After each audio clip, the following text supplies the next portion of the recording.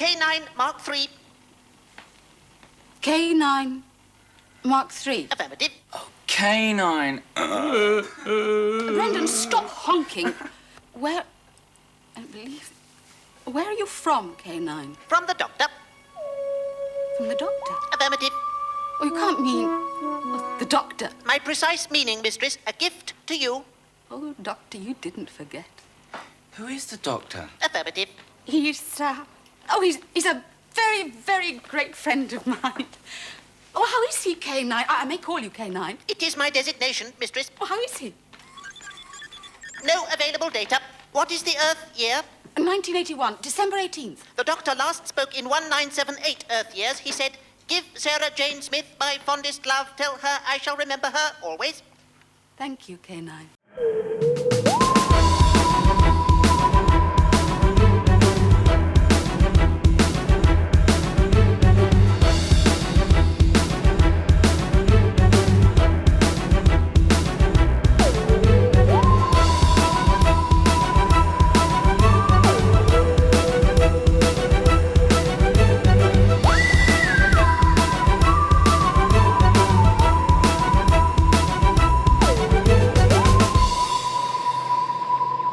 Hello and welcome to Who Watches Who, a Doctor Who podcast with me, Matthew, and as always... I'm Scott. Hello. I feel so... Hello. I always feel so awkward doing the introduction because we talked a bit beforehand, and that was just... Yeah, it's, it's you have to change into, like, presenter mode. You know, it's like, I hit record, we clap, we sync up, and then it's the pause of, okay, here we go. Right. 21 episodes and I'm still not used to it, to be honest. Yeah, but this week we are covering K-9 and Company, possibly the worst Doctor Who spin-off I've ever seen. I've not seen Class yet, to be fair. Class at least has some plot in it. Yeah, there is a stark lacking of plot in this special, as we'll go on to see. A little bit of a spoiler alert, but at one point watching K-9 and Company, I forgot I was watching anything related to Doctor Who. I thought I was just watching like a documentary on gardening. An easy mistake to make. But this episode first aired on December 28th, 1981, not long after Christmas. And, this is, as you were saying before we started recording, technically a Christmas special for Doctor Who. Even though it didn't air on Christmas, so I have gripes with that. But it initially aired on a Monday, which was 39 years, 9 months, and 4 days ago of the time of recording, which quite some time away, 1981, isn't it? It's weird because you just think about the 80s being like, I don't know, 20 years ago. It doesn't feel, even if I wasn't born in the 80s, it still feels like quite recent. It's weird. I always think of the 90s as 10 years ago. Yeah. Like, could you hazard a guess? I think you could get this one pretty easily as to who was the United States president at this time in history. Was it Ronald Reagan? It was the Mr. Ronald Reagan himself, Ronald McDonald Reagan, as I think he was officially called, who I think probably most famously known for the Watergate scandal. But when I Googled in his name, I couldn't quickly get any information on the Watergate scandal because it's a big complicated thing. So instead, Ronald Reagan was famous for his supply-side economic policies dubbed Reaganomics, advocated tax rate reduction to spur economic growth, economic deregulation, and reduction in government spending. In his first term, he survived an assassination attempt, spurred the war on drugs, which of course is a war that drugs would eventually win, invaded Grenada, and fought a public sector labor unions. So just all bad things, really. I think he also did the Star Wars thing. Or was it Star Wars? I have no idea. There was like a space Star Wars thing.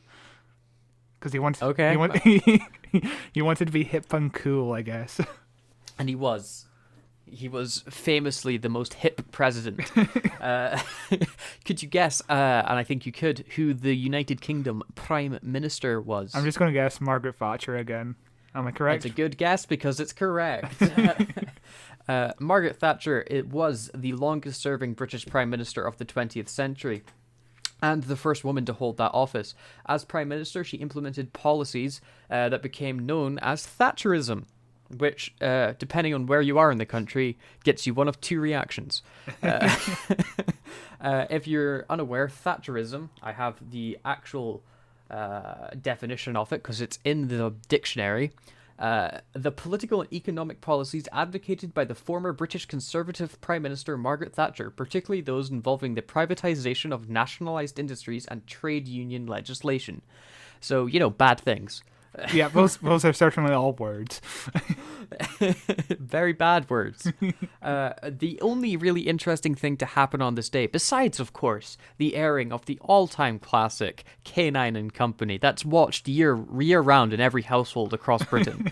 But in Norfolk, Virginia, the first ever American test tube baby was born, Elizabeth Jordan Carr, who's gone on to still be alive and healthy. Wow. So, yeah, she was, I think, the 14th in the world. I actually have some information on it. The parents, Carr, Judith Carr, who was a 28-year-old school teacher at the time, and her husband, Roger Carr, from Massachusetts. The mother had been unable to conceive normally due to complications with unsuccessful pregnancies and had to force removal of her fallopian tubes, which made them go for this test tube baby, I guess experiment would be the way of calling it. And the Elizabeth Jordan Carr was the 15th test tube baby in the world. That's incredible. To ever be conceived. Yeah, pretty cool stuff. Science, it's cool. It must be it must be weird to kind of be like one of the first of anything, really. Yeah, and for people to be like, so how are you? Have you grown any extra limbs yet? No, I'm fine. Like it's something she didn't even was conscious of while doing it. Like being the first man on the moon is something you're aware of, but being born without awareness that you're one of the first of somebody is just weird. It makes me think of I'm blanking on his name, but Hubert Farnsworth's clone in Futurama. Hubert. Yeah, Hubert, yeah. Where he's in the test tube, he rubs up too close to it, and he pushes his nose up permanently. One of his greatest lines is, have you ever seen the wiener of a genius? I love Futurama. Could you guess as to what the number one song here in the United Kingdom was? Was it something Christmassy? It wasn't, but it was something very 1980s. It was Don't You Want Me by the Human League, which wasn't a song that I initially recognized until I listened to it, and I went, wow, we are definitely in the 80s, aren't we? Does it go like, don't you want me, baby? Oh, goodness, it might. Hang on. Is it that one? Yes, it is. It is that one. It's a good song. To quickly double check. It is a good song. It's very much the 80s. It's great. It's the good kind of 80s, not like... Yeah. Oh, most 80s music was great. Not like the K-9 and Company example of the 80s. The greatest song ever made. I don't know what you're talking about. Oh, boy. The number one movie in the US. It's fun. I got the number one song in the UK and the number one in the US. It was the only data I could find. The number one movie in the US. Could you hazard a guess as to what it could be? I'm thinking it might be something Christmassy, but I don't know. But National Lampoon Christmas Vacation, maybe. Am I off? You are off. It was the film that everybody knows about, of course, called Neighbours, a John Belushi comedy starring what's his name, Dan Aykroyd. Okay.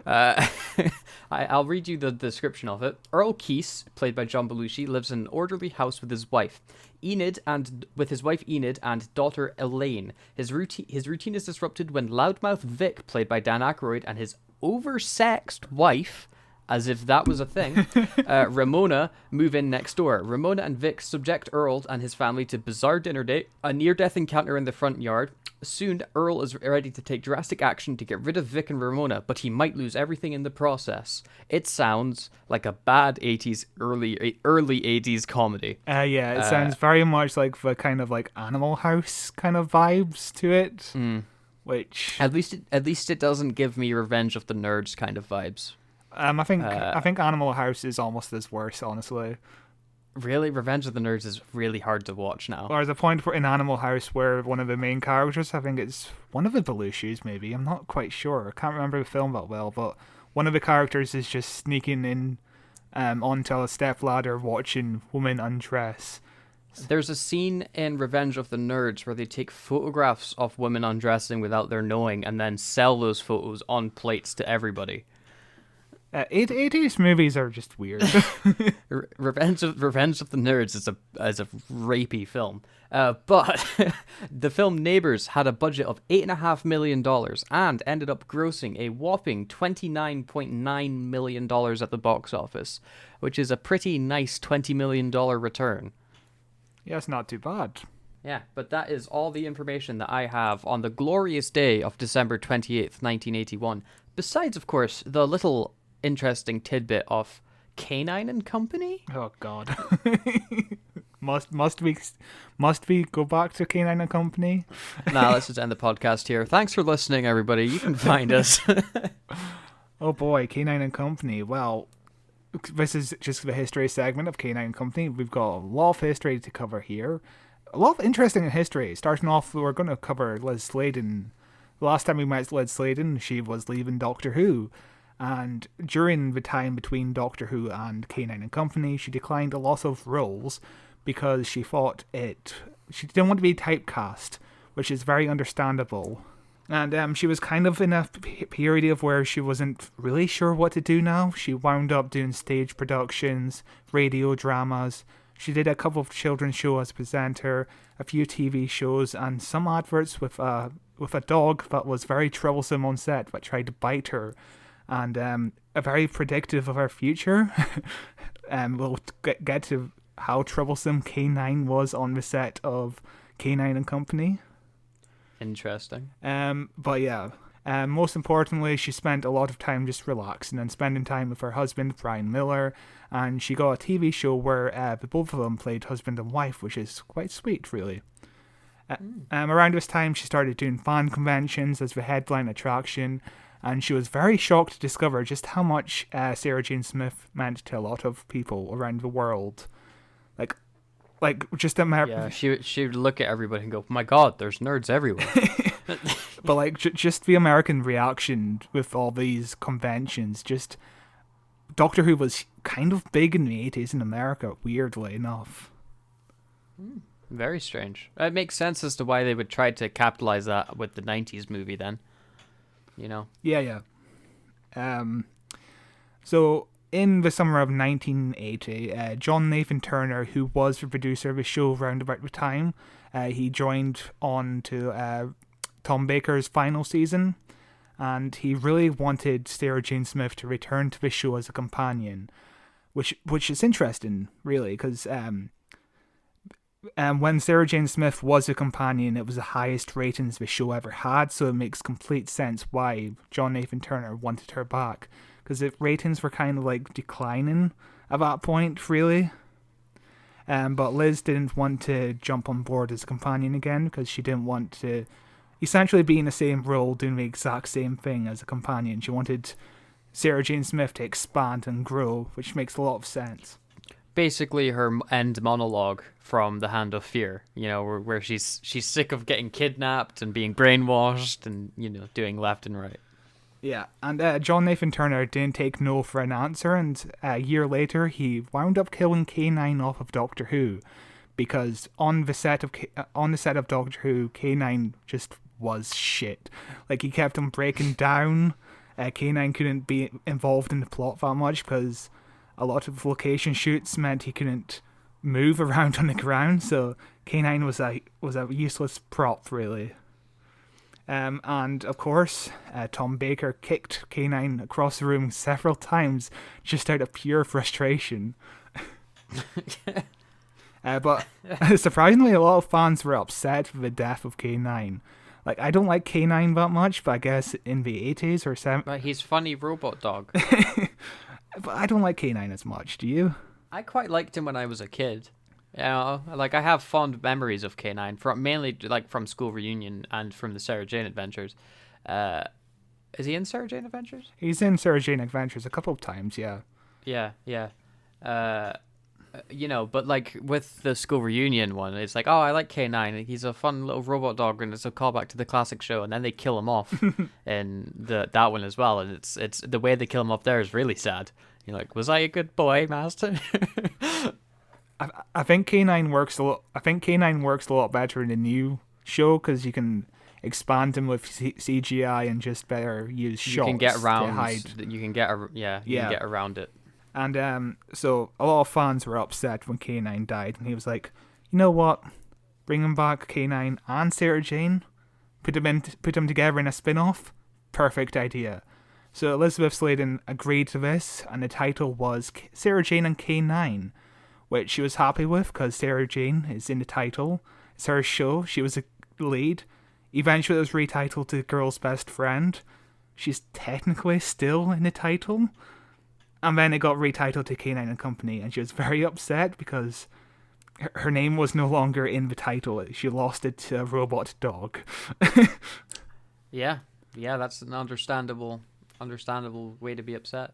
And when she got the script, she was very upset with the script because it was apparently really bad, and she was upset about the characterization of Sarah Jane. And well, she it's a good thing they fixed it before they filmed then, isn't it? Because what we got was a masterpiece. Well, dude, here's the thing.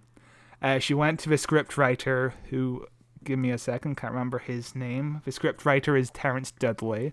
And she went up to them and was like, hey, I kind of don't like this script. Can you change it? And they were like, oh yeah, we'll make it, we'll improve it. She got the script back. Nothing was changed. Ouch. Yep, not good. And then another bad thing happened. They decided to film it in November. Now, can you tell me what could be wrong with filming a TV show in November? They might not wrap before Christmas, and Santa will put them on the naughty list. Well, yeah, they had to film it really close to the release date, meaning they had to really rush it. They lost a lot of days. And also, November is winter, obviously, and it gets shorter days, meaning they really had to rush production, which is why a lot of shots are just long shots of like 3 characters standing around talking. There's no move to a close up or anything like that. It's really it reminded me of Classic Who, honestly. Like I don't think Classic Who is quite as bad because we usually do close ups and stuff. Sometimes they just do it in a wide, and like. And so basically, the filming was a nightmare for Liz Sladen. If you remember Resurrection of the Daleks, John Nathan Turner got upset with the director because he consulted with the writer at one point for a shot, and the exact same thing kind of happened here. John Nathan Turner was upset with a crew member at one point, and Liz Sladen took the crew member's side and just basically defended him. John Nathan Turner got angry and said, "It's your job to stand up to me." And then the next day, he would just refuse to talk to her. Instead, he sent people over asking them to tell her to apologize. And it's really, he doesn't sound like a good person to work with. No, it reminds me of the story about Wesley Snipes in Blade 3. Yeah. Where he doesn't want to be there. He doesn't like Ryan Reynolds. He refused to be on set with Ryan Reynolds. There's a scene where he like has to open his eyes in Blade 3, and he just refused to open his eyes, so they have to CGI his eyes opening, which is great. But like on set as well, he would only answer to Blade, and he only talked to the director through sticky notes that he would write and sign them off Blade. The thing with John Nathan Turner, though, he didn't need to be on set. He's only the producer. And when he's on set, he just makes things worse from the sounds of it because he's so controlling and so demanding of the people. Like, the director basically had to become like a yes man out of fear that he would lose his job. That's how kind of bad it got, really. And eventually, John Nathan Turner and Liz somehow became close friends. I guess he was a good person after the Doctor Who ended. I'm not really sure. Or maybe it's just, when he's on set, he's an ass. Off set, he's lovely. So yeah, K-9 and Company was supposed to air on the 23rd of December, like 2 days before Christmas, which is like the perfect time to put it out because, you know, Christmas television is wrapping up, everybody's at home, and everybody's just be able to watch this. Instead, it got pushed back to the 28th of December, which is the time where families are like moving away, going back home and all that, and there's less reason to watch television, which it doesn't do a good job for the show, does it? Yeah, it's like even when I looked at the release date for it, I went, what a weird time to release this episode. Yeah, you can tell the episode really expected it to be a Christmas episode rather than just like 3 days after Christmas. The awkward period of time between Christmas and New Year where you're like, I guess the year's still going on for now. Like, yeah, like no good television is on the 28th of December. Like, it's all just repeats of films you've already seen years before. But somehow it got 8.4 million viewers, which is really impressive considering like half of England couldn't see it because the transmission was faulty, and somehow they got like Russian television somehow, and 8.4 million is pretty good rating. Interesting. But the Russians try to hack K-9 and Company.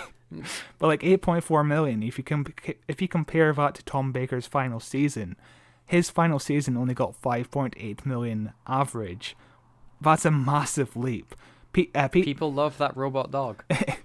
Peter Davison's first season got to 9.24 million, but eventually the show started dropping to 7 million.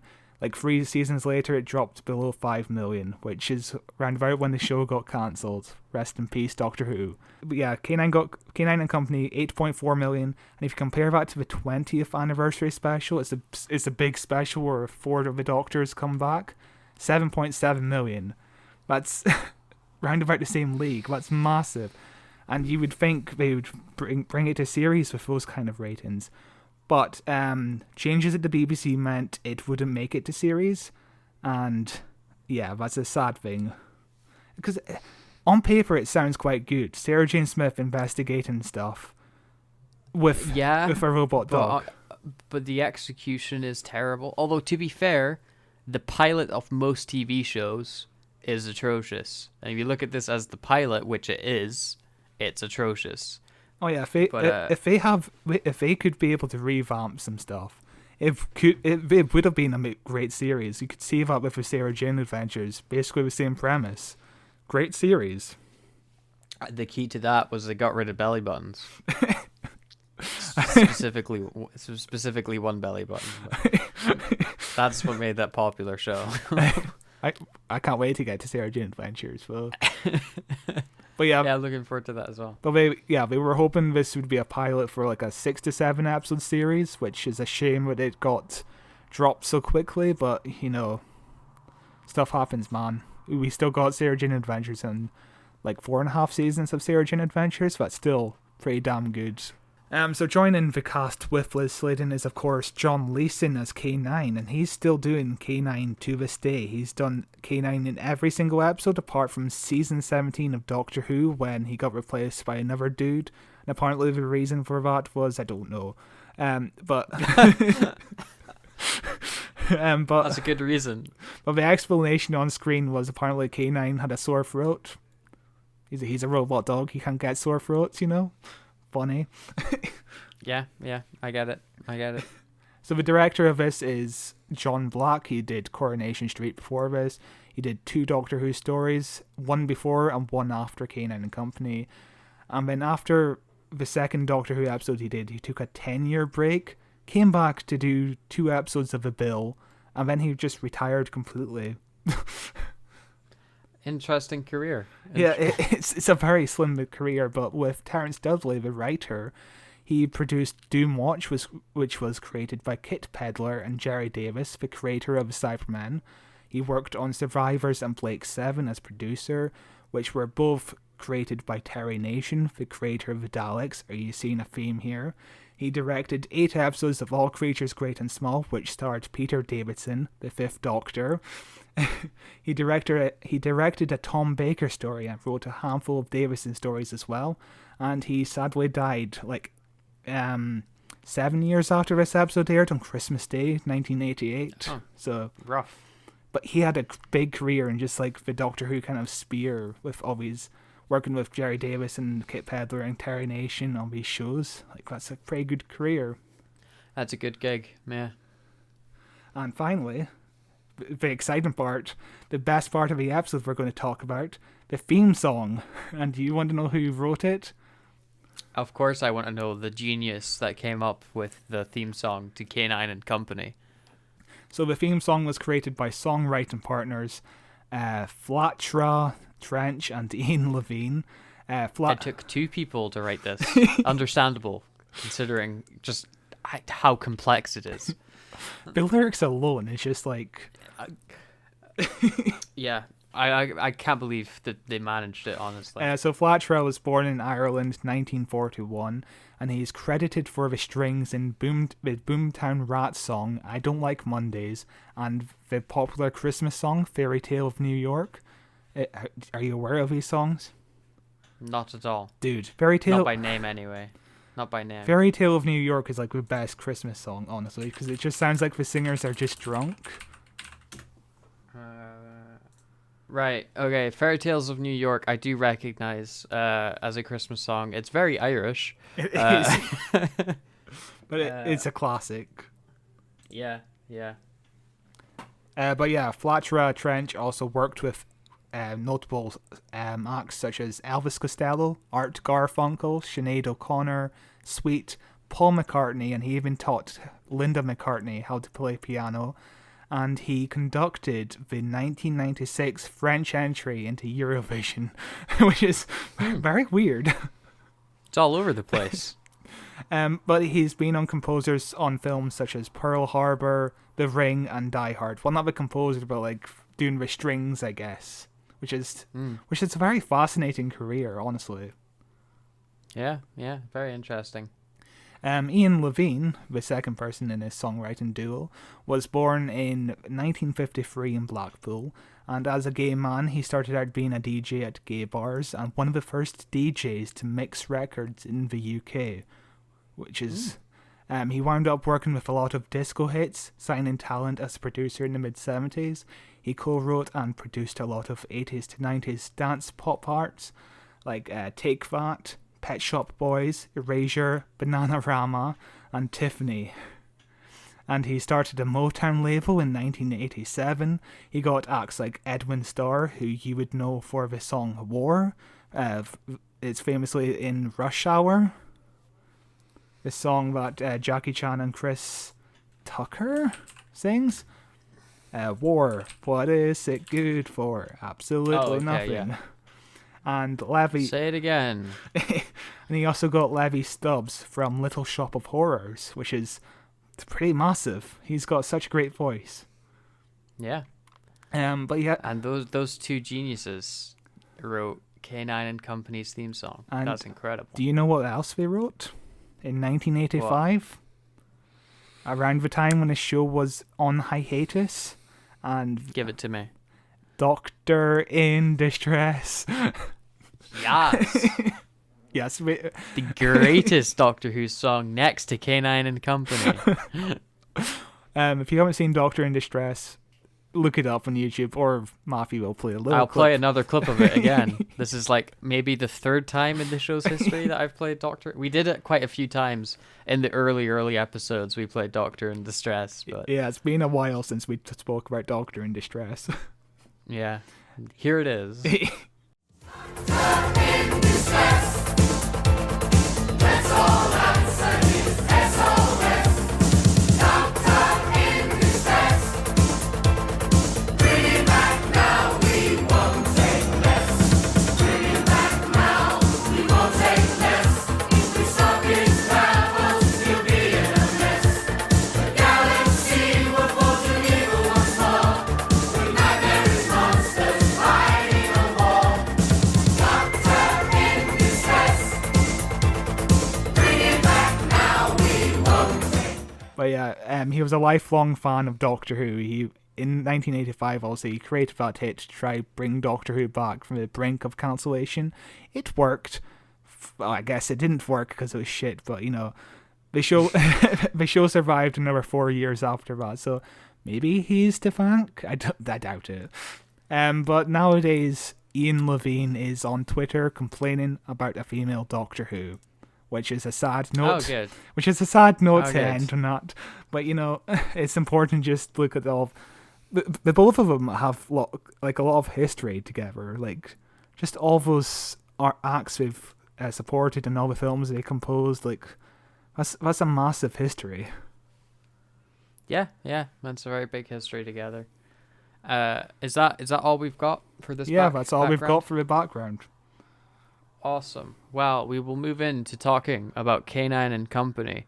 To play that transition in, I'm going to allow all you lovely listeners to bear witness, if you haven't already, to the almighty glory of the theme song to K-9 and Company. You're welcome in advance.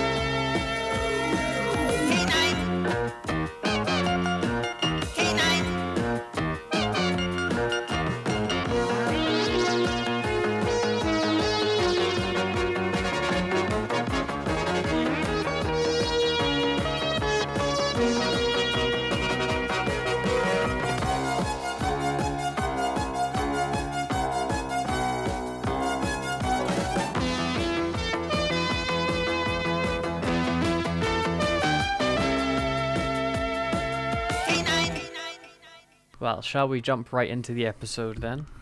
Oh boy, of course. Hopefully we haven't lost any listeners with you playing the whole song.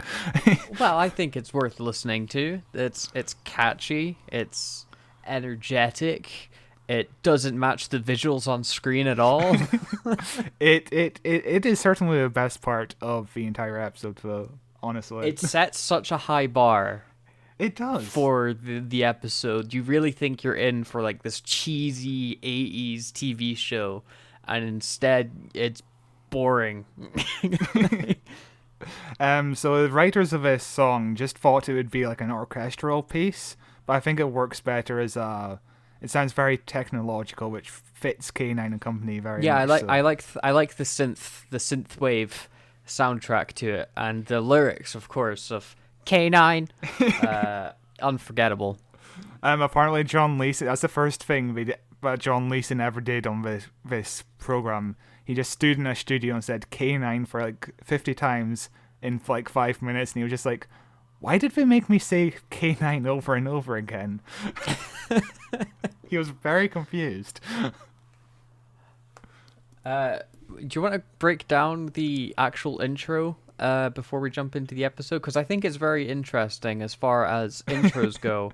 So the music, you know, it's energetic, it's like bouncy and fun, and the visuals we get are Liz Sladen looks bored in the country, K-9's in the country, Liz Sladen looks bored as she's like having a cup of tea. K-9 again. It's various shots of Liz Sladen looking bored while K-9's also there. We do open up in a nice little shot of like it's an animation, and when it opens up to live action, that's a nice little of K-9. It's nice. Probably the highest produced part of the entire intro. Absolutely. And then we cut to Sarah Jane Smith reading a newspaper on a rock in the countryside. And then looking directly at the camera and smiling. Very energetic and exciting, eh? She's reading The Guardian. If that's of any interest. So the thing about these intros is Liz Sladen didn't even know we were going to film it on this day. Like, she was just told to bring her own clothes to set, and she was like, why would I bring my own closest set? There's no words in this script. And then suddenly she was like told that, oh, we're just shooting the intro now. she never got told she was shooting the intro, which is great planning and organization skills. Makes sense why she's not really trying anything in this intro, isn't it? It feels very much off. Okay, what shot could we get next? Liz, what if you like sit up on that wall and we'll get the dog up there as well? Like, yeah, it's very awkward staging. This episode is called A Girl's Best Friend. I say this episode, it's the only one. And I also notice how the on-screen title of the show is just K-9. There's no and company in the title screen. It just flashes up K-9 for a second when it zooms on by. That's very true. It almost feels like they didn't want Sarah Jane in this show. They just wanted K-9. Yeah, it's very bizarre. And K-9 is just like the most useless character in the show. Doesn't make any sense. He murders a bunch of people at the end. What are you talking about? But Sarah Jane does karate at the end. We'll get to that. So the episode actually opens up to Hot Fuzz as we see a group of people in the country all donning black cloaks and, saying for the greater good as they march around in a circle. It's very similar as well to the Daemons, the Third Doctor story. Yes. It's like immediately that's what I thought about as well, besides the Hot Fuzz, which is all I think about. Yeah, I'm meant to jump ahead a little. We get the whole thing about the Sarah Jane's aunt is like what is she, a scientist? She's a scientist, yeah. Yes, so it makes me really think of The Demons, which is a great story. If you haven't listened to our podcast reviewing that episode, feel free to do that after we finish talking here, because those are long episodes. Yeah. It's far more interesting in this episode. So everybody's marching around in a circle chanting, and it took me, I did not know what they were saying because they're going Hecate, Hecate, Hecate, and according to the closed captions, they're saying Hecate. Is that the demon's name? I guess. I honestly don't know, but at one point the actor started saying equity instead because we are very cold on set, and equity is like the actors' union, so we just said that as a joke for a take. Remember, this is November at 3:00 in the morning. I don't blame them. They look absolutely cold. Okay. So the main priestess, when she starts talking, when I first watched the episode, I honestly didn't know what she said because she is mic'd so poorly. So she's in this big goat mask getup, and she's talking, and she's clearly talking with the mask on. Because it's the boy doing this is all like this with the audio. But according to the closed captions that I've got up here, it's all I speak with the voice of Hecate, our greatest goddess. So yeah, Hecate must be the god that they're praying to then. Also, the mask looks pretty decent. It's the best looking thing in this episode, I would say. Yeah, it's too bad that they just didn't want to dub her lines in, and it completely muffles her audio. But they decide to burn a picture of Sarah Jane's aunt, which was taken nicely in a Blue Peter garden. And then we find out, we cut to a shot of the newspaper, and we see that the same old lady, who's Sarah Jane's aunt, is going to tour America because she's a scientist. Do we ever find out what type of scientist she is, or is she just scientist? Just a scientist. There's no other type of scientist around, is there? One of those scientists that go on the famous world tours, selling out arenas. Around Christmas as well, the most popular time to go around on tours. And this scene honestly feels very much like Coronation Street. It's just so bland and flat. Yeah, so it's the grandmother, or the aunt and I guess neighbor just chatting as they smoke and drink wine about going away to America and going early and not being able to talk to Sarah Jane, and how the town doesn't like scientist aunt because she's a scientist and doesn't believe in witchcraft. And it's very not engaging. And the only part I found engaging was when they actually mentioned Sarah Jane Smith. I'm like, oh, I recognize her. Also, there's a part of this episode that absolutely bugs me, and you probably you probably don't even know what this is about. So at one point we mentioned Friday the 18th, which actually sets this in the year 1981, which is where it was filmed and aired. But it's a huge continuity issue in the world of Doctor Who, because Sarah Jane Smith joined the Doctor in the late 70s. Therefore, this should be like 1987 at the most. So yeah. I'm sorry, are you saying Doctor Who has a continuity issue? Oh no, it never has continuity issues. No, I don't think that's happened before, Scott. I think we need to get the BBC on the phone right now and clarify this impossible error that's happened. But like, Doctor Who is just so weird when it comes to continuity. It's just so too bizarre. big. There's too much of it to keep track. Like, especially with time travel. Time travel messes everything up. True. You can just presume that this Sarah Jane Smith is slightly different than the Sarah Jane Smith we saw in Doctor Who. Therefore, it's like an alternate universe of some sorts, but it's slightly alternate, which is why she's kind of off in this episode. I think she's mainly off because she doesn't want to do it. I don't blame her, but it's the scripting as well, honestly. It's just, she doesn't feel active in the story, as we'll come to see. To be fair, there's no story to be active in. True. So the old ladies chat some more, and we see some moving men come, and they go to take a big blue box, and the old lady's like, "No, don't take that. That's for Sarah Jane. She sent that to us ages ago, or whatever." Not the blue box, a blue box. You know what he means. Yeah, a blue parcel box that I want that contains a certain character famous from the show Doctor Who. The Doctor himself. Yeah, it's the Doctor. He's definitely in this. It's not K-9 at all. Yeah, K-9 being in a blue box is just a very nice touch that they didn't need to do.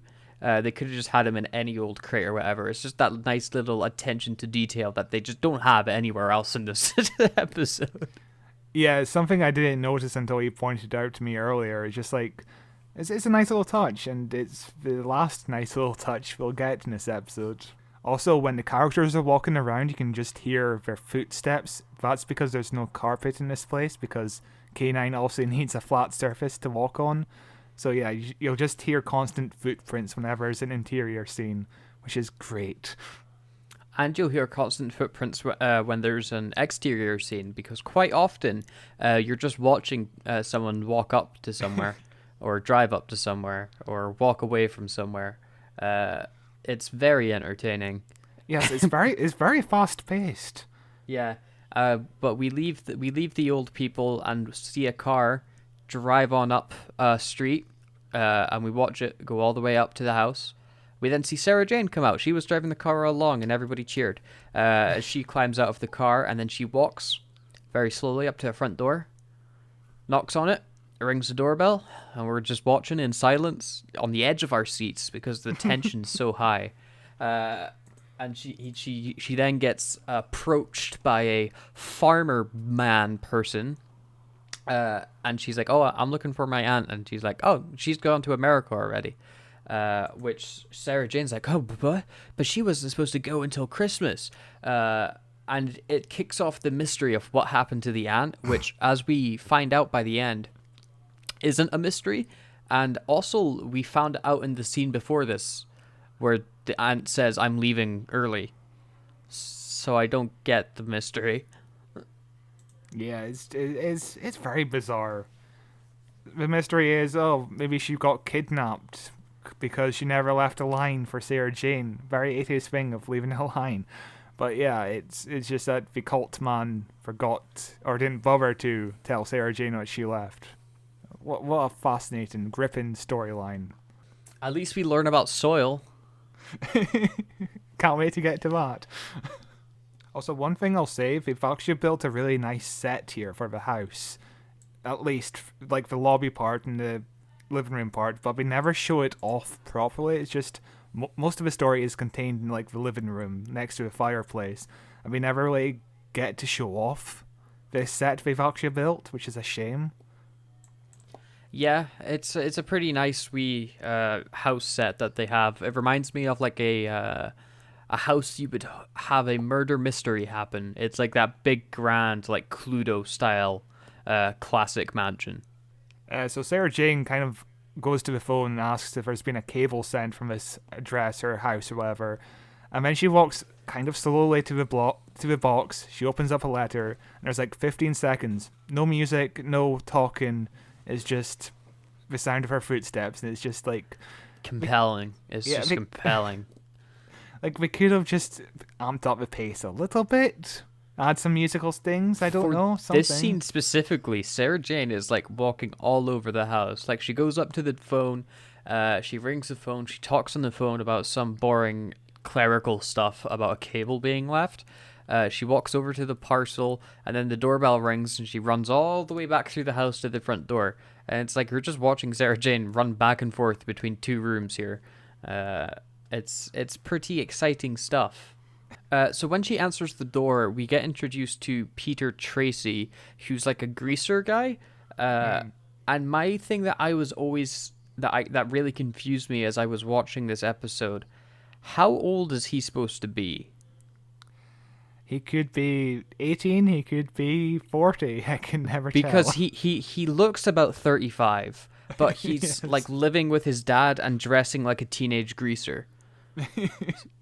So I was very confused. Like, was this like a Spider-Man 1 style era where the teenagers are all 35-year-olds?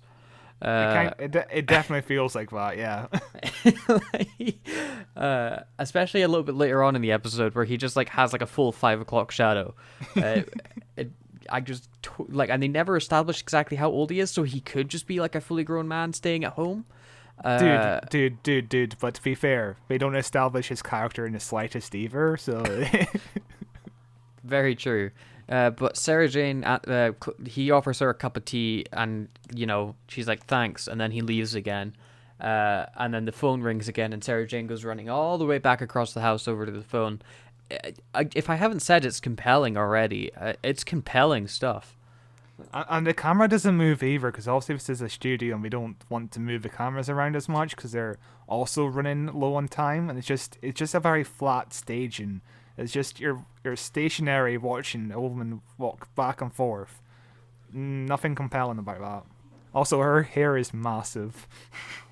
Classic A's. And Brandon is she answers the phone, and Brandon's on the other end. I guess it's her aunt's ward. I'm not exactly sure who he is, to be honest. I assumed he was like Sarah Jane's nephew or something. They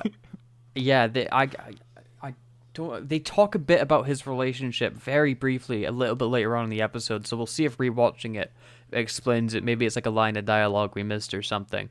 But yeah, Brendan's like, come pick me up, Sarah. And she's like, I'll get you tomorrow, don't worry about it. And he's like, but I'll die because I left already. I didn't really like Brendan, but to be fair, he does nothing and has a really bad laugh. You kind of described every character in this show apart from Sarah Jane. Yeah, to be fair, Sarah Jane doesn't do anything either. I have like an established history with her. If I didn't know who Sarah Jane was going into this, I would not care at all about anything going on. I don't care. I know who Sarah Jane is. I don't care about anything to begin with. So, you know, like, I can't wait to compare this to Sarah Jane Adventures in terms of just a pilot for Sarah Jane, because it's a total night and day contrast. Okay, so as they're walking back towards the car when Sarah Jane picks up Brandon, he describes Sarah Jane's aunt as also his aunt, so perhaps they're cousins. That could be the only explanation I find, and we find out that Brandon's in like boarding school or something, and he doesn't much like it, and he's looking to move into more public school. Which, yeah, you know, it's very interesting things. And then he has a very interesting line where he says, "The Americans don't go much on Christmas, do they?" I'm glad you caught this as well, because Americans are known for going overboard on Christmas. It doesn't make any sense. Maybe there was like a turning point in history, you know, where like we were over here in the UK really big on Christmas, in America that wasn't, and then we like crossed over. But like, even if you go back to like 1981 American media, Christmas movies and Christmas traditions all the rage. Like, yeah, it's literally the most commercial time of the year. It's like, of course, Christmas has always pretty much been big. Doesn't make any sense. Yeah, it's a very weird line of dialogue. And of course, the classic Christmas tradition of going to see a science lecture every Christmas. Well, I don't know about you, Scott, but that is a time-honored tradition in my family, and I look forward to it every year. So we find out that Sarah Jane's in the countryside where her aunt lives because she wants to write a book. Do we ever find out what book she's wanting to write? Something about journalism. I have no idea, honestly. She should write a sci-fi novel. about a character named the Doctor. Aye. Yeah, surely that's the most like obvious thing. Like, if you were waiting to have a companion write a book, it's like just write about your adventures with the Doctor, but turn them fictionalized. Kind of like what they do in The Family of Blood with David Tennant, where he's like writing his like dream journal, and he's coming up with all these like fantastical characters, like the Sladen and the Daleks. You know. I think Stephen Moffat wanted that to be the in-canon explanation for the Peter Cushing movies, like Ian and Barbara was supposed to have written them. That's a pretty good explanation. Yeah. Even if we don't really need an explanation for those movies, because they don't exist within the Doctor Who universe, but still. But like, it's a good way of tying all Doctor Who media together, you know, so there's no like loose strands. But it's also weird that nobody in Doctor Who is like, oh, they look like the monsters from that 60s movie, Doctor Who and the Daleks. That's because nobody's watching the 60s. Like you could say that they made the movie Doctor Who and the Daleks from the 60s with Peter Cushing, but like, if you were to ask your average person on the street nowadays if they've seen Doctor Who and the Daleks, they would have no idea, more than likely, what you're talking about. But in the world for Doctor Who, the show, you would think Doctor Who and the Daleks, the movie, would be bigger than Doctor Who, the show. I like the idea that it flopped really hard in the Doctor Who universe, because they're like, we get invaded by aliens every other week. Why would we want to watch this on TV? I'm like, maybe it got like a bootleg VHS in like the 90s, and that's about it. It never got released on Blu-ray or anything like that. How did this film from the 60s predict the Daleks? Why are the Daleks invaded the Earth? How did this film know? And then Sarah Jane says a line that's really true about this whole episode, the theme of this episode. What do you know about market gardening? It's honestly, it's the biggest piece of foreshadowing for this episode I think that's ever happened up to this point. And really, it should have been a red flag. Like, it should have been a warning about the direction that this script is going to take us. According to Brandon, it's very scientific these days. Yeah, and then he starts talking about how he's a giant nerd and doing like extra physics and stuff like that, and it's like, okay, cool. And they drive off and they get back home, and they go through the front door, and they get greeted by the German Shepherd.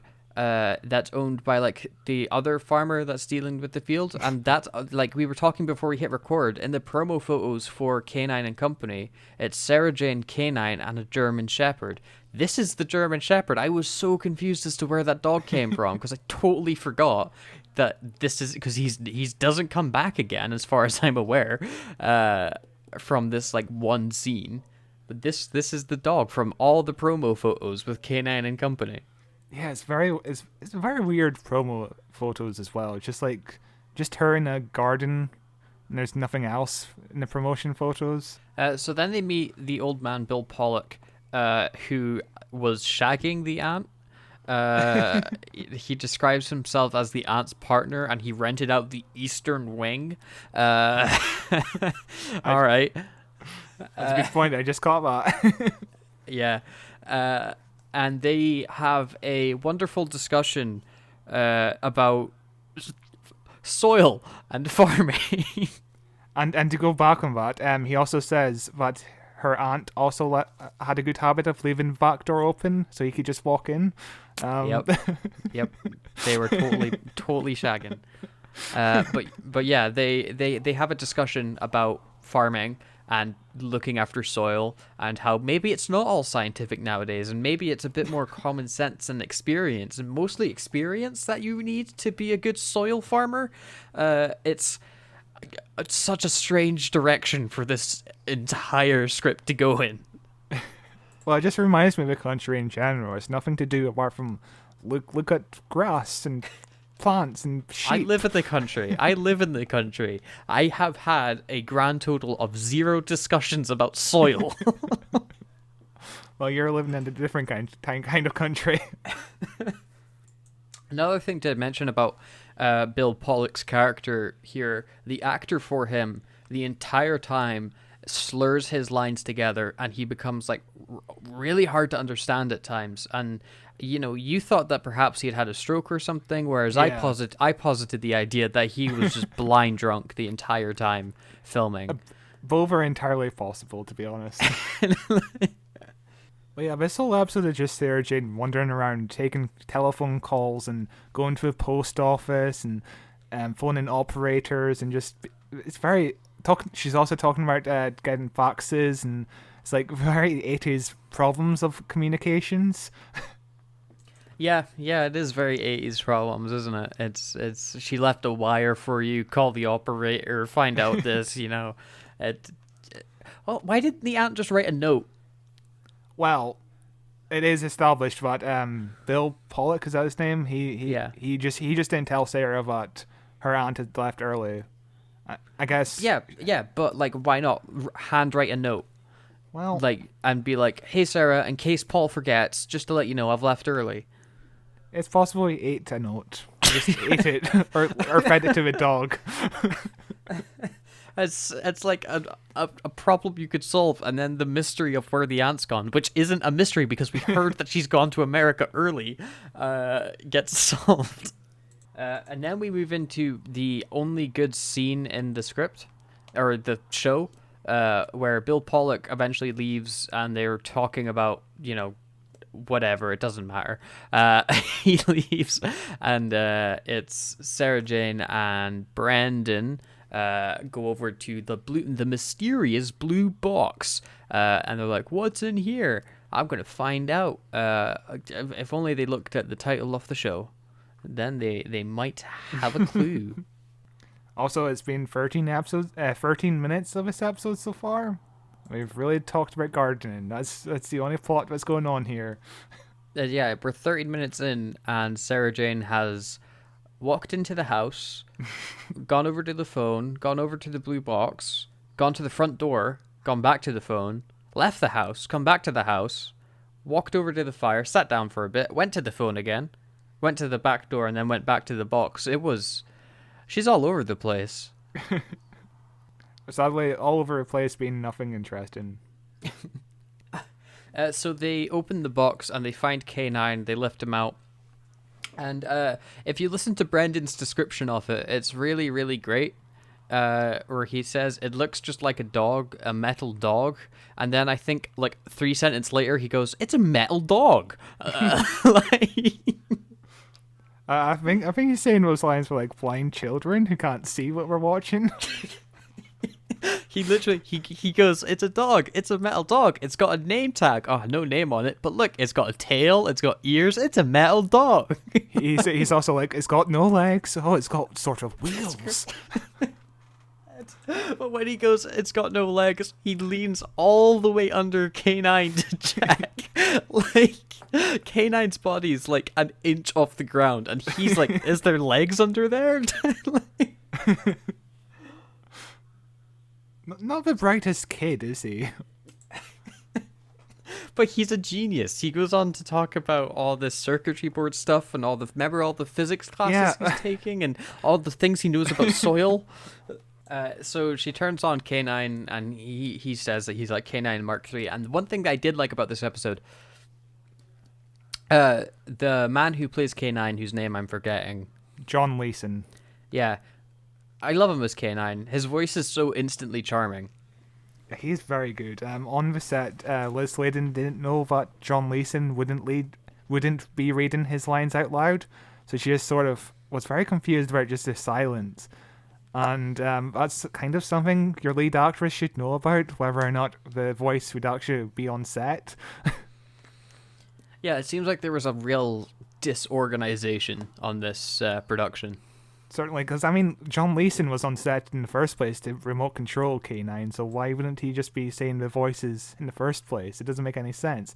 You'd think the actress would need some indication of when to have her next line. Yeah. And then Brendan says K-9, and it's the funniest thing ever. I played it in the cold open where he goes like, the honking laughter he does is horrendous. So originally his laugh was supposed to be a groan because of the pun K-9. And then the last minute change was to have him laugh, and the actor was like, "This is a sort of compromise. I'll honk instead." I'm not sure why. It's not just laugh, dude. Just be like K-9. Don't be like K-9.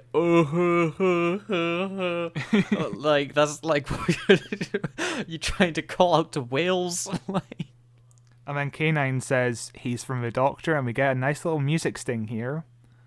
Yeah, it's the reason I included this for the cold open to the episode is because I think it's one of the few well put together scenes.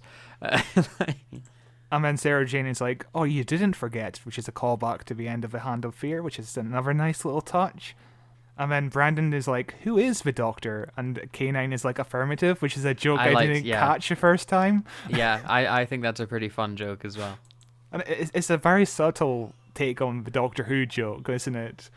It fits very nicely. And I think that's the last positive thing we'll say about this episode, to be honest. Yeah, not a lot happens when it comes to the plot from here on out. We get introduced to K-9, and then it's soil talk for 30 minutes, and then K-9 shoots a bunch of people to give the quick rundown. Pretty much. And this is where K-9 confirms that he's actually the Mark III K-9. The Mark I K-9 got destroyed in 1978 storyline, which this K-9 says he's been waiting for 3 years, so it suggests when the Doctor got the second K-9, he also got the third K-9 for Sarah Jane at the same time, which is a really nice touch, I think. What's the version of K-9 we get in School Reunion? I don't remember. School Reunion is still K-9 Mark III, except at the end he dies and gets replaced by K-9 Mark IV. The K-9 in the spin-off K-9 is actually Mark I, but he gets a big redesign and regenerates. You know, the Australian spin-off. So yeah, we'll cover that eventually. I can't wait. Wonder if it's better in this. Impossible. And then Brendan is like, "You're a computer and a robot?" And it's like, really? Yeah, and then they talk about circuitry boards for a while, and Sarah Jane looks bored out her mind. Very much representing the entire audience. Yeah, and then Sarah Jane has a great line a little bit, like a few sentences after that, where she's talking to K-9 about her aunt being missing, and she's like, "Oh, it's my aunt, K-9. I have this feeling, this intuition that something's wrong," which in a well-structured script would be like, yeah, there is something wrong with the aunt, and our main character knows that because she's smart and intuitive and can read the signs of the environment around her that, you know, someone's not telling her something and something's not quite right here. But in reality, no, everything's fine. So yeah, it's again, it's just like we're 16 minutes into the episode now, and we just met K-9, and not much plot has happened. We just know there's something mysterious going on in town, and that's about it. It's half an hour left, my dudes. Hurry up. So, Sarah Jane goes to her aunt's friend's house, who the aunt was chatting with at the start of the episode, to talk about some stuff. And the friend's like, "Do you want a cup of tea?" To which Sarah Jane's like, "Oh, I'd die for one," because, you know, they're English. And the way, did you notice how the aunt's friend makes the tea? No, I didn't. Tell me. She pours the milk in first. Yeah. Which is psychotic.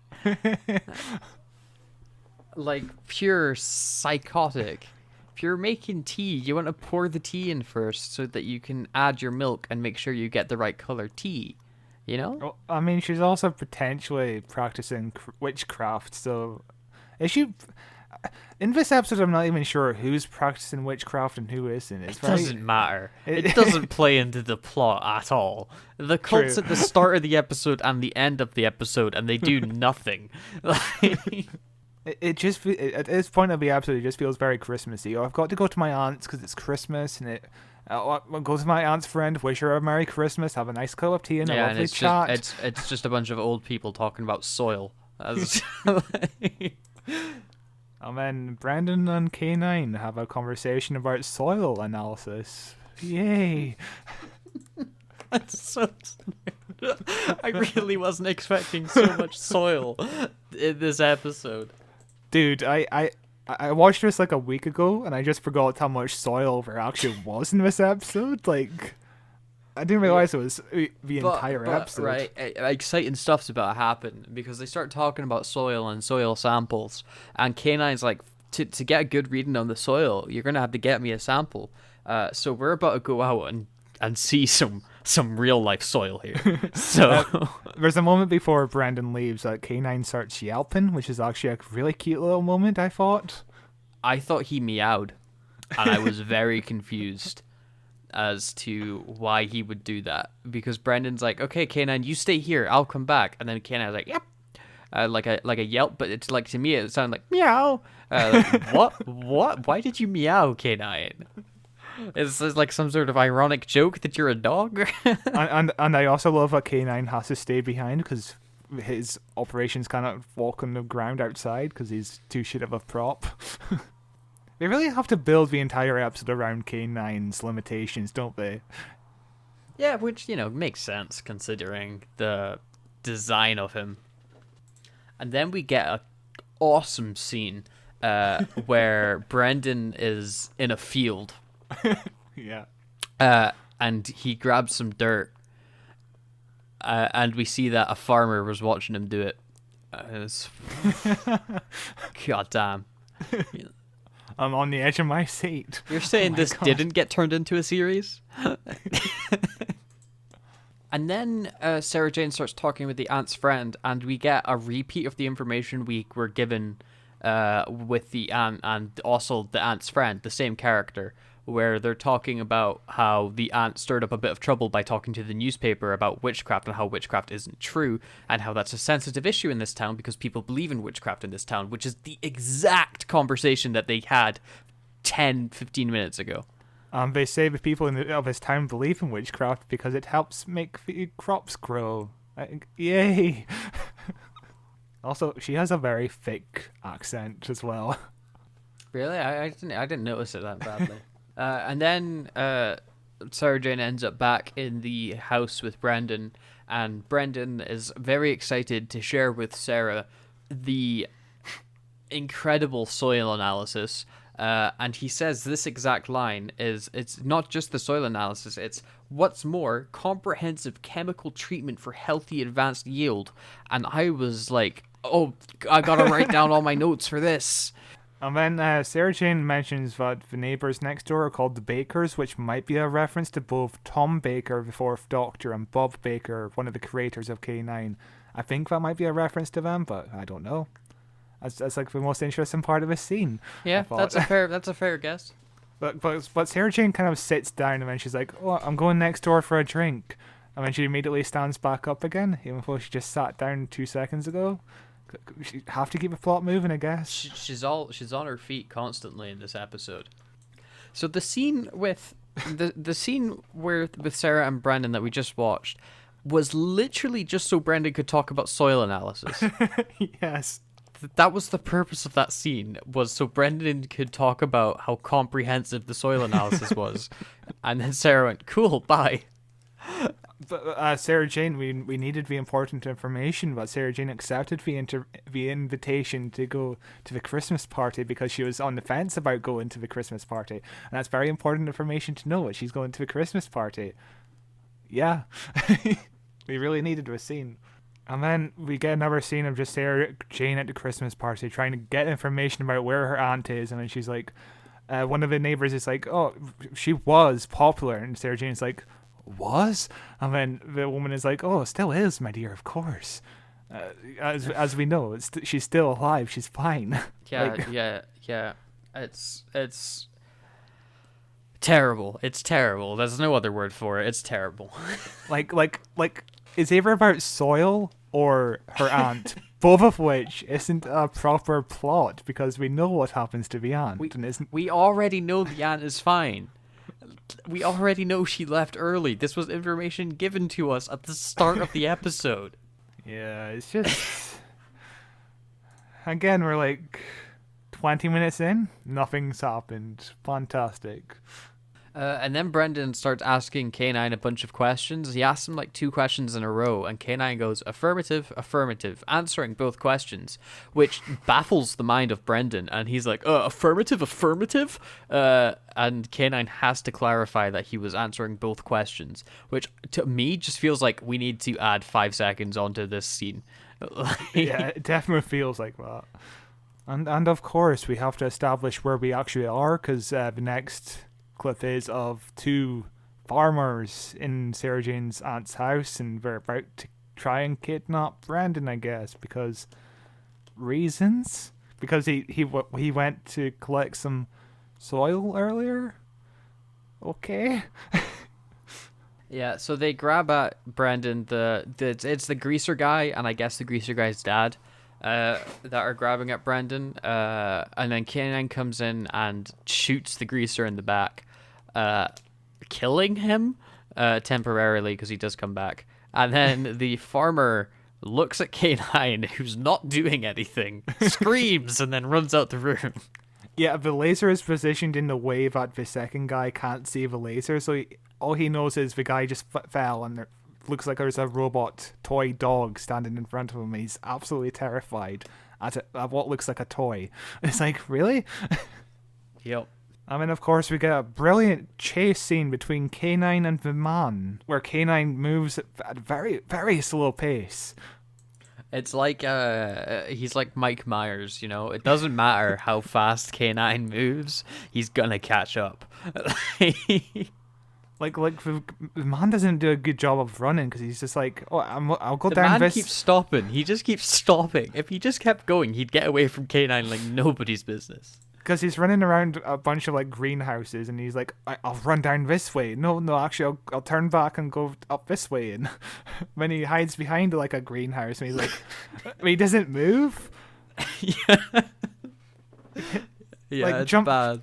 Like all he has to do is just jump over a wall or fence, and K-9 will never get to him because K-9 can't fly.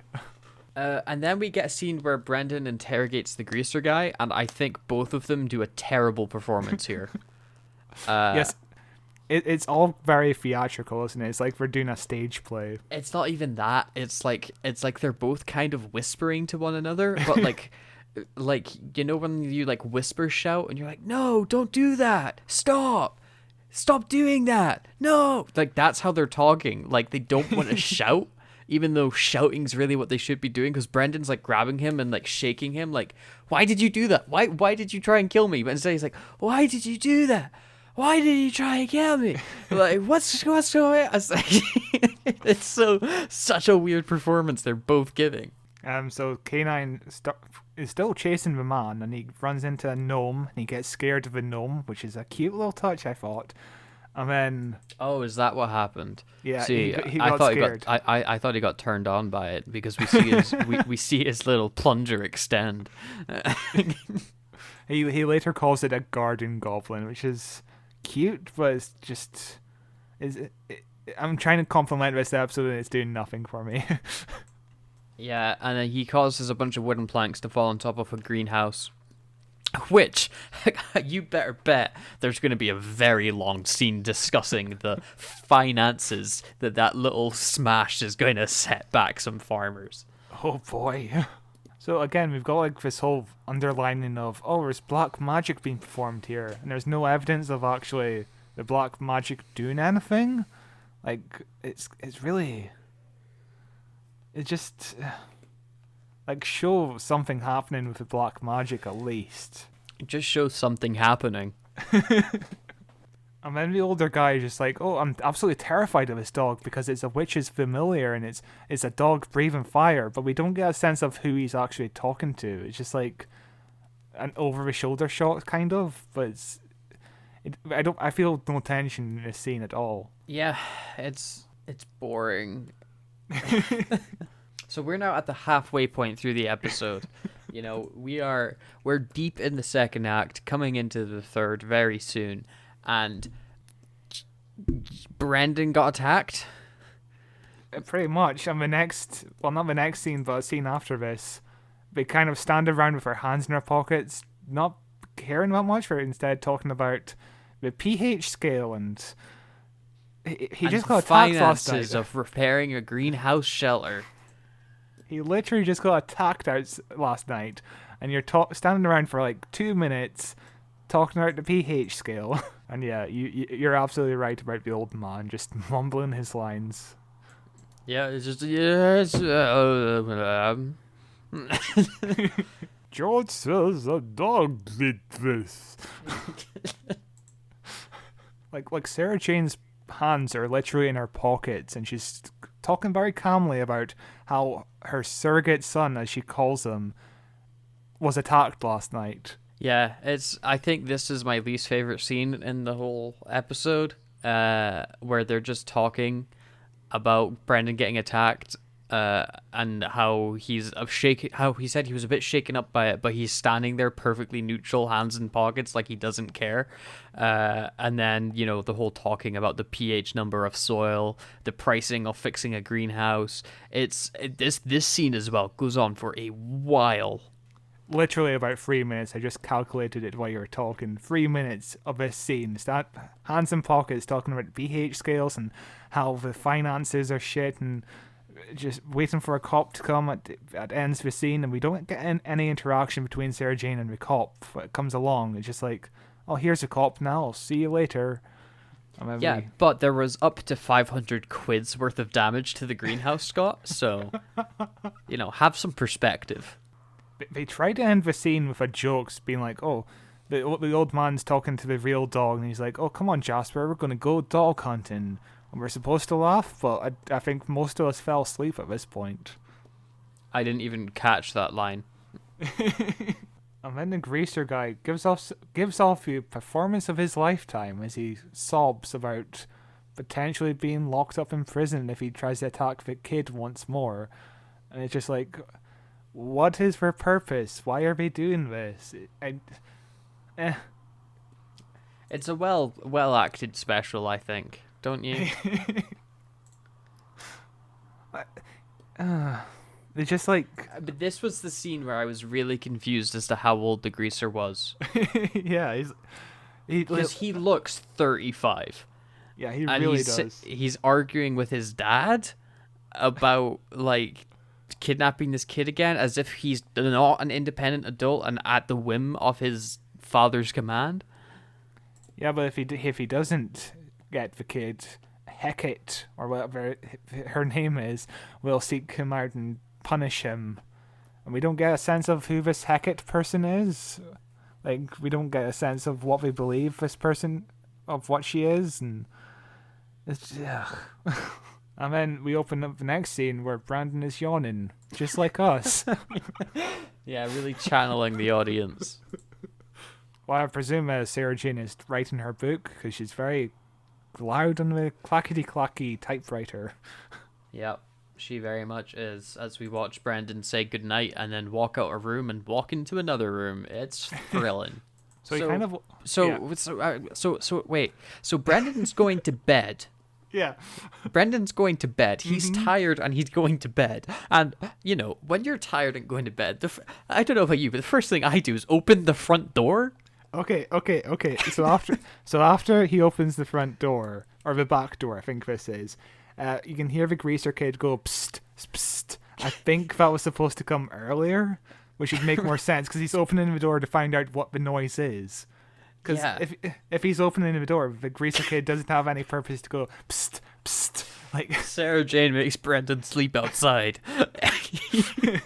But yeah, I think I just kind of thought that as a really awkwardly edited scene. Very. And then channeling the Damons once again, we see someone cutting the phone cables. Yeah. which again serves kind of no purpose, much like the episode In the Demons. Yeah. like does she need to make a call in this episode to anyone? Not really, because she doesn't notice that he's gone, does he? It's just about channeling the mystery of the ant again, isn't it? Like she will never find out if that call to the university in New York went through or not, and they won't be able to get in touch with her because the phone lines have been cut. And what's happened to the ant, even though we know for 100% sure that she is in America right now. And even if he were to pretend, there's some mystery behind this episode in the first watch, watching it a second time, all the mystery is gone. We absolutely know she's 100% safe. Or it's like 99.9% uncertainly in the first one. I don't know. It's really awkward. We then transition into morning as Sarah Jane falls asleep. She's reading a book, and we pan into a fire and transition out. And then Sarah Jane comes running into the living room looking for Brendan because his bed's not been slept in. And the only thing that I really took note of in this scene is I really like Sarah Jane's jumper. Yeah. It's this shaggy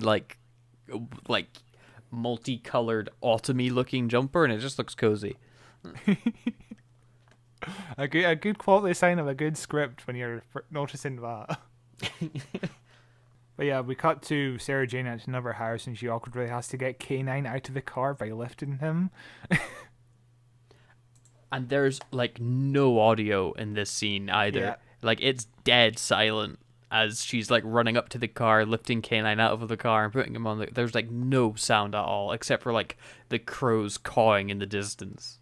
I mean, in a big dramatic scene, the next scene has Sarah Jane having to hold the door for K-9 because he can't use the door by himself. And it's a big dramatic scene. It's supposed to be she's sneaking into the house of another person. It's supposed to be filled with tension and will they catch her in the act? And she has to stand there holding the door. And then K-9 is I have to stay here and monitor the situation. And it's won't they see K-9? Because his eyes are red, glowing red. And he's quite a big robot dog, isn't he? He's not a wiretap. It's... Yeah, but what the reason K-9 wanted Sarah Jane to leave is because he's not going to spy on these people. He's about to torture them. Okay, so the old man does confirm that Peter, the greaser guy, is in his father's custody because he got caught housebreaking 6 months ago. Yeah, so he must be an adult that's on house arrest, surely. Yeah. But yeah, this is so Sarah Jane's in the police station reporting Brendan's missing, and they're talking about how Greaser Guy is also missing, and the aunt's missing, and or the aunt's quote unquote missing, and it's boring. And then the policeman is well, why is this thing you should do? Just wait by the telephone. Because if we need more telephone in this episode, we could get it, but Sarah reminds them that the telephone is being cut for no reason. And then we get a pointless scene. So Sarah Jane's walking back to her car with the old man. She's about to go into the car when old lady who's friend with the aunt approaches her, and she's have you heard from your aunt yet? And she's nope, not yet. And she's oh well, no news is good news. And she's yeah. And she's well, if I don't see you before, Merry Christmas. And she's Merry Christmas. And then they drive off, and that's the whole scene. I'll give it one thing. It's very reminiscent or very realistic of country life, where you bump into someone on Christmas time, you have completely pointless conversation with them and just niceties. Does it need to be in the episode though?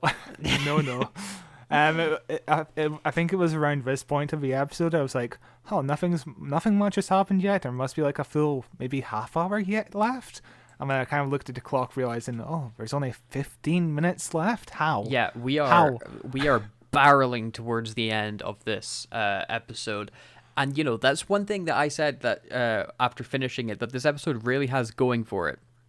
nothing happens in 40 minutes, but it's a fast 40 minutes. Like, I don't understand how it works. Like, because it's not entertaining, it's really boring, but it doesn't feel slow. Like, it never drags, really, at any point. I absolutely agree, and I can't quite pinpoint why. I think it's... I think it's because the scenes are relatively quite short, and we're just kind of expecting, oh, something might happen in this scene when it ends. And then we kind of repeat that with, oh, something might happen in this scene, and then it ends. So the old man offers her, oh, you can go wait with me if you want. And then she's like, no, I'll go back to work. And then she's at the typewriter, looking as bored as we are, just waiting for something to happen. Yeah, and then we get a cut of... Oh god, I'm yawning. I'm that bored. It's just like, and then we get a cut off Brendan asleep on a mattress, and we cut to farmer man and policeman officer. Hey, it's another policeman officer in a Doctor Who thing. Who would have guessed? As the policeman officer's talking with farmer man, he's like, "I know you've got Brendan. What have you done with him? You know, this is going too far. We haven't had a human sacrifice since like the 1800s." And the farmer guy's just like, you're bound by oath, you know, because he thinks that K-9 is a symbol from their god Hecate, that she's coming or she's doing something, and that means they need to kill a person. Like, it's very vague as to what the white dog represents. The white dog being K-9, of course. Yeah, it's supposed to be her familiar, which is like witch kind of thing. It's her pet or some sort. I don't know, the episode doesn't explain anything about what's going on. Like, some explanation would have been nice.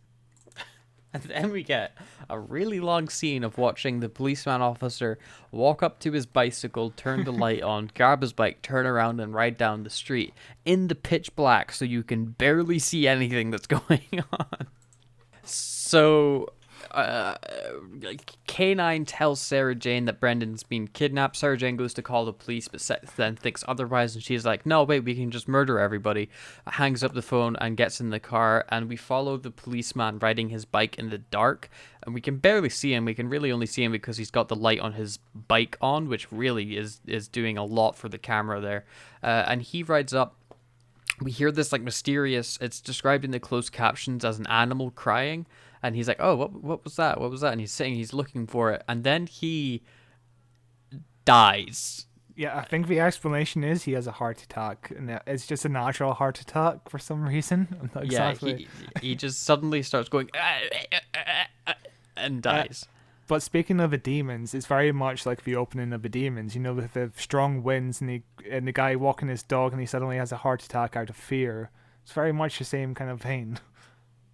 Yeah, you know, the demons was what? How many years before this? 10 years exactly, pretty much. 10 years before this, and I think everything that this is trying to do, the demons did better. Yes, 100%. For starters, the demons had a plot. So, Sarah Jane finds a body, and she sees a goat going bah, and then the scene kind of ends. It's just like, what? Because the goat is the symbol of the devil, like it's the creature, so it's to like make Sarah Jane think it's witchcraft, which she 100% suddenly believes in, as she's in the next scene when she's talking with that to the old guy. It's quite the leap that she makes. Also, she doesn't even like call an ambulance. She just leaves that cop's body on the road. Also, it feels like she doesn't do much investigating in this episode. She just kind of follows people around and doesn't do much in the way, really. Yeah. She really isn't active in the plot at all. Well, I say plot, but I say story. No, I say story, I mean episode. Series of events.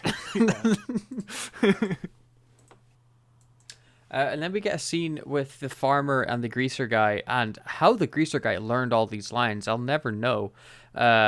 Keyword there being no. Oh boy. So the farmer's talking to him, and he's like, you've got to do this. You have to. It's your obligation. You've been chosen, blah, blah, blah, blah. And the greaser guy every time goes, no, no, no, no. He says it maybe 10 times. It's a lot, yeah. And then we kind of ramp up with the episode, kind of going fast paced now. And the episode is like, oh yeah, we just remembered what we're actually about. We're about this whole sacrifice thingy. Oh yeah, we set up this cult at the start of the episode and did nothing with them for half an hour. Oops. Yeah, they just remembered in the nick of time. So yeah, we're trying to sacrifice Brandon, and I do not give a shit because I do not like this character, and I think he could just burn in that fire for as long as I can care about. I don't dislike Brandon. I'm completely neutral towards him because he's had about 3 scenes before he gets taken away to be sacrificed. All I know about him is he really likes soil and he has an annoying laugh. That's enough to burn someone in my books. And then we kind of get this whole narrative of everyone around Sarah Jane thinking, oh, you're just crazy. You haven't had much sleep or whatever. It's just like, at this point, it's just like it's too late for the whole crazy narrative. We should be wrapping things up. Yeah, there's soon. 10 minutes left in the episode, and they're talking about how they don't believe Sarah Jane. But the people she's talking with, so she's talking with the aunt's friend, and I assume the aunt's friend's husband. Do you not think that the husband, for whatever reason, he looks like he's wearing a mask? Like, his face doesn't look real. It looks like it's got, like, prosthetics on it or something, but, like, that's just his face. Yeah, it kind of looks rather leathery, doesn't it? Yeah. Like, it reminds me of that Troy McClure clip where he's in the Muppets movie and his face just turns into pure leather. Yeah, it doesn't look like a real human face. It's very strange.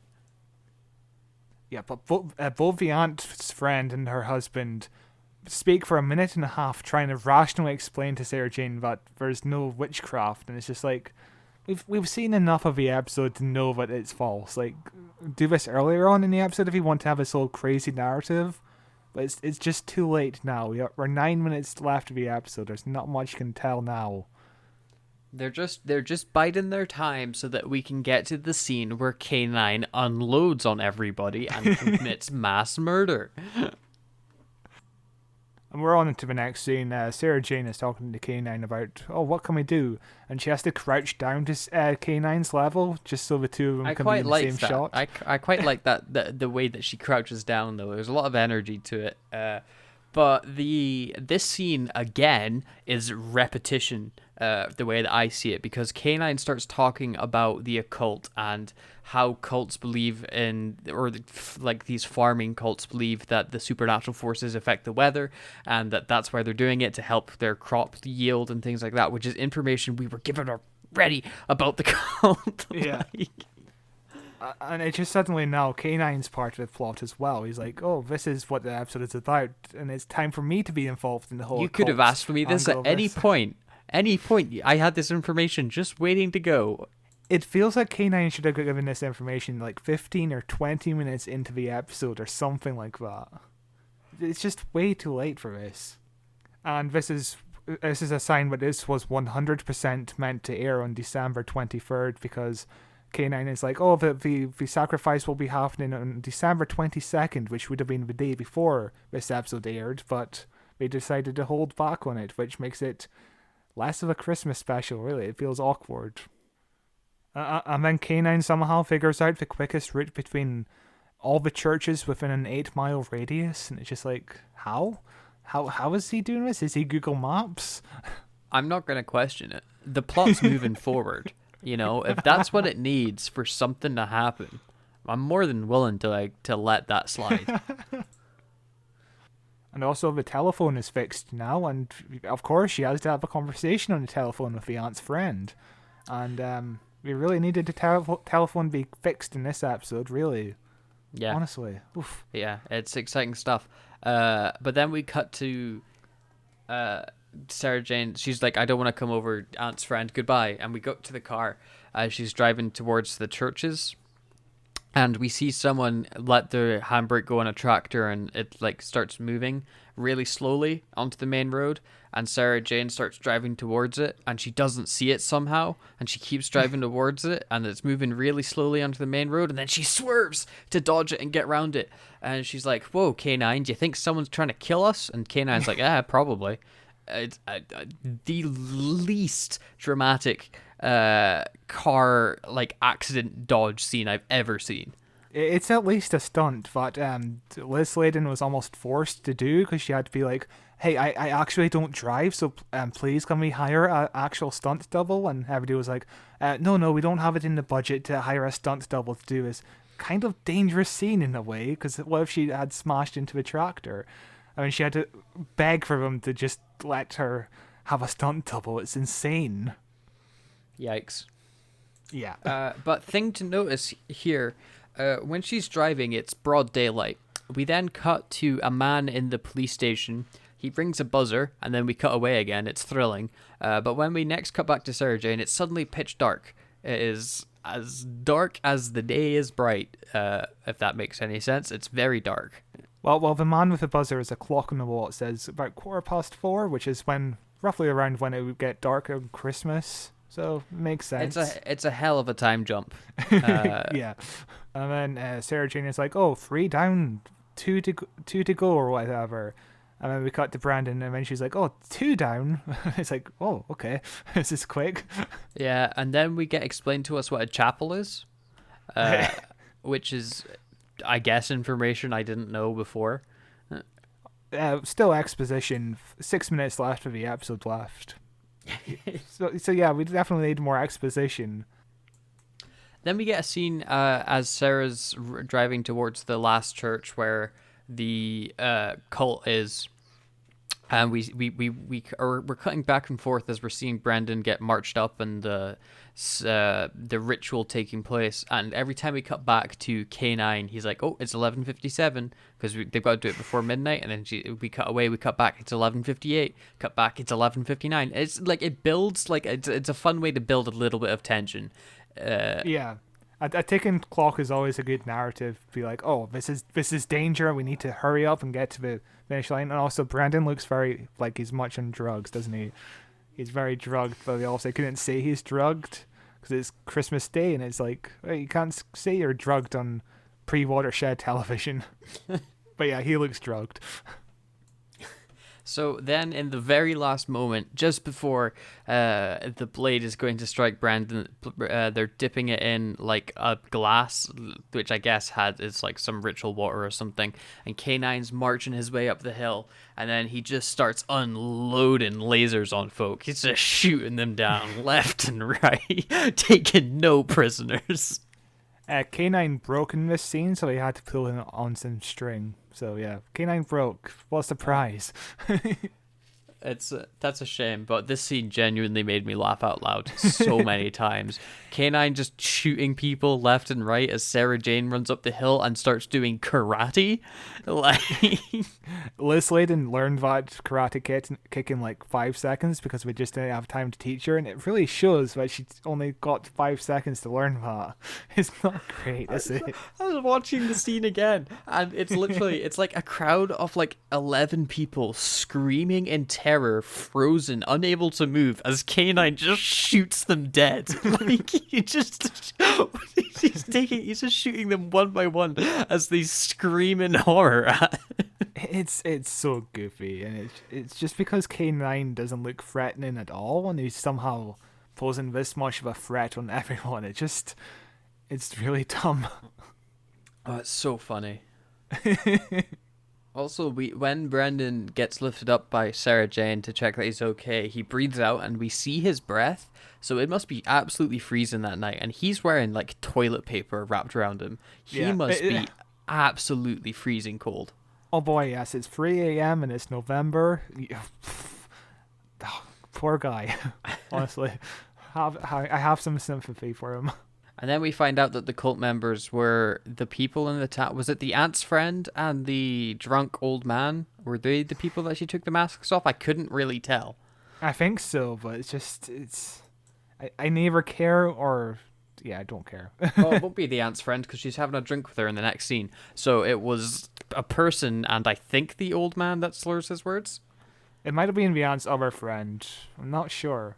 Yeah, it's like dimly lit and they're at an angle. It's really hard to make out their facial features. And then Brandon is all like, "Oh, are the newspapers true? There might be cults all over this country. And then Sarah Jane is like, never believe what you read in the newspapers. But, like, it's very plausible that there would be other cults sacrificing people around the country, because you just witnessed one. Why? Yeah, she also makes, like, a joke about human sacrifice, and Brendan's like, I don't think that's very funny. I was almost killed. Why are you making fun of me? Yeah, like if she and K-9 were, like, a minute late, he'd be dead. We were this close to him being dead, and we're joking about it. And then Sarah Jane is like to the aunt's friend and her husband. She's like, a few days ago, I thought you two were a part of it. And then the guy is like, a part of what? And then she's like, a part of the coven. And then the aunt's friend is like, that's absurd. Is it? It's like everyone else in this town seems to be part of the coven. Like, who isn't part of the coven in this town? Yeah, but then, Scott, the greatest mystery of this episode gets solved as the phone rings, and it is Sarah Jane's aunt calling from America. Oh my God. The information that we were given at the start of the episode that she's going to America early, and then she goes to America early, and then Sarah Jane's like, where's my aunt? And everyone's like, she went to America early. It turns out, right, that she just went to America early. My jaw was dropped when I found out this information. And also, it's been a long while since Sarah Jane even mentioned her aunt. And I was at the point where I forgot entirely about the aunt. And I was like, oh yeah, the aunt is still a thing. Yup. And then we cut to the aunt in her hotel room, which is just a wall. There is no set to the hotel room, it's just a wall. And then we cut to K-9, who suddenly can't read, as he starts singing "We Wish You a Merry Christmas," but instead he says, "You wish we a merry," and then he's like, "Oh wait, start again," which is like a cute joke, I guess, but it doesn't really make sense. I honestly do like the little Christmas hat on and the tinsel around his neck.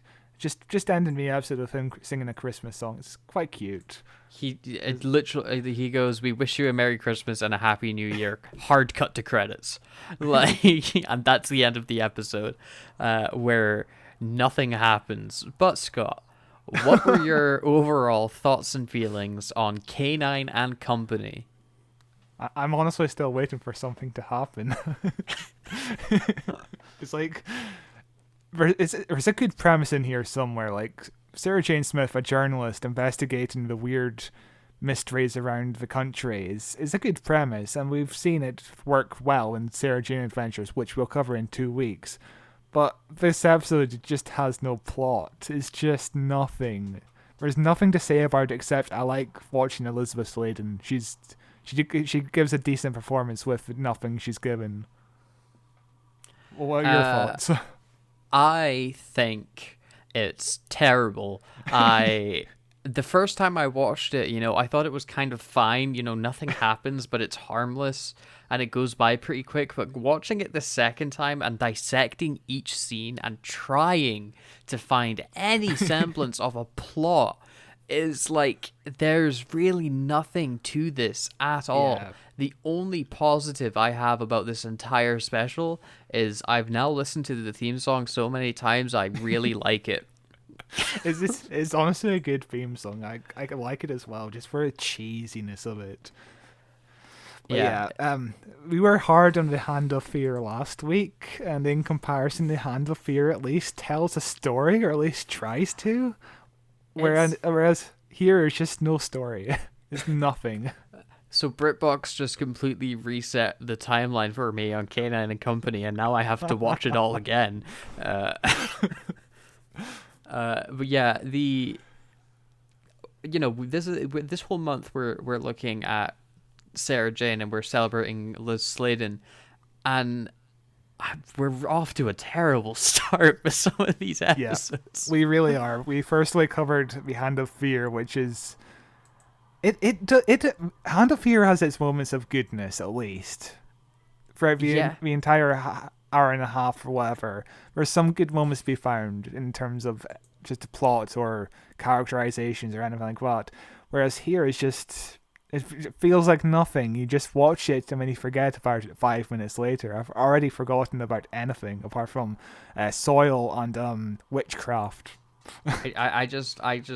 I will never get the image of K-9 mowing down a horde of screaming people and just shooting them dead without ever hesitating out of my head. Yeah, but at least the next 2 stories, we will enjoy the next 2 episodes we're going to cover. School Reunion and the first episode of Sarah Jane Adventures are coming up, which I'm excited for. They're great episodes. Yes. But that brings us to the end of the episode this week. Thank you very much for listening. This has been Who Watches Who, a Doctor Who podcast. You can find us on Facebook at Who Watches Who, on YouTube at Who Watches Who, on Twitter at Watches Doctor. Podcast is available on audio form wherever you get podcasts. You can follow me on Twitter at Cloth223. And Scott, you got anything to add? Be sure to send us an email if you'd like. Our email address is whowatcheswhopod@gmail.com. We'd be happy to have any kind of conversation about soil and pH levels. Yeah, only email if you're wanting to talk about the proper pH level of soil, and we'll be sure to debate that with you on the show, because it's some compelling stuff. And join us next week for our documentary on the pH levels of soils around Britain. Which one's the highest and which one's the lowest? You Patreon podcast, Who Watches Soil, coming soon. No, but seriously, next week is School Reunion, the return of Sarah Jane Smith to the new era. A genuinely great episode. I haven't seen it forever. I can't wait to rewatch it. Anthony Head is in that one from Buffy. He's great in the episode. I'm excited. At least something happens in the School Reunion. Yeah. Thank you very much, and bye-bye. Bye.